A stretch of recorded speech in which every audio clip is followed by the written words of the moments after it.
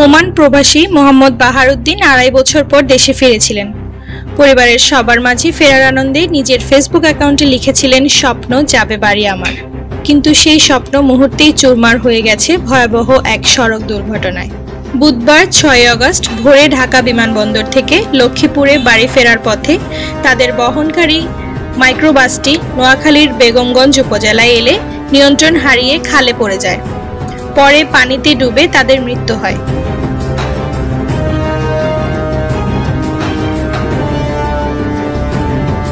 দুর্ঘটনার সময় চালক ঘুমিয়ে পড়েছিলেন বলে জানায় হাইওয়ে থানা পুলিশ।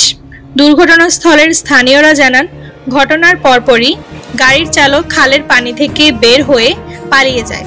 বাহারউদ্দিন তার শ্বশুর এসকান্দার মির্জা সহ ৫ জন গ্লাস ভেঙে বের হয়ে আসতে পারলেও বাকি ৭ জন গাড়ির ভেতরে আটকে পড়েন। তারা প্রায় ২ ঘন্টা পানির নিচে ছিলেন। পরে পুলিশের রেকার দিয়ে গাড়িটি ওঠানোর পর মরদেহগুলো উদ্ধার করা হয়। সে বারবার রাস্তার মধ্যে একবার এদিকে যায় ঘুমের কারণে। আমরা তারা বারবার বলতেছি, তুমি ১ ঘন্টা ঘুমিয়ে যাও, রেস্ট করো। সে আমাদের কথা শুনতেছে না। ড্রাইভারে গাড়ির নিচে পড়ার সাথে সাথে গাড়ির নিচে যাচ্ছে না, নৌকার মতো বাসতেছে।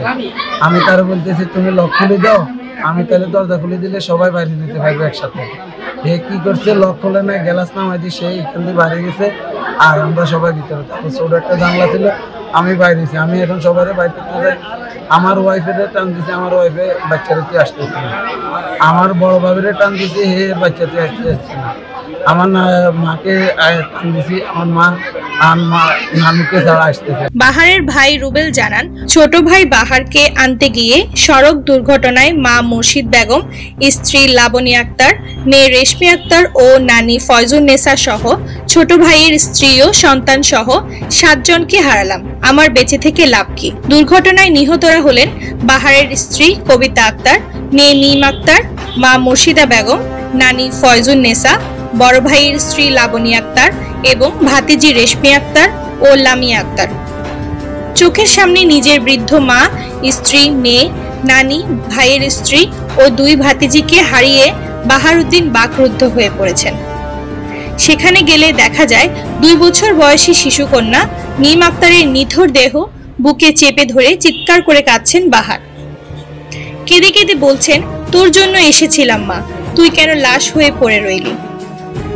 বাহারের 2 ভাতিজি রেশমি ও লামিয়া ছিল তৃতীয় ও চতুর্থ শ্রেণীর শিক্ষার্থী।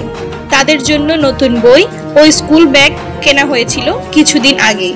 সেই ব্যাগ আর বইয়ের সাথে নিথর হয়ে তাকিয়ে আছেন।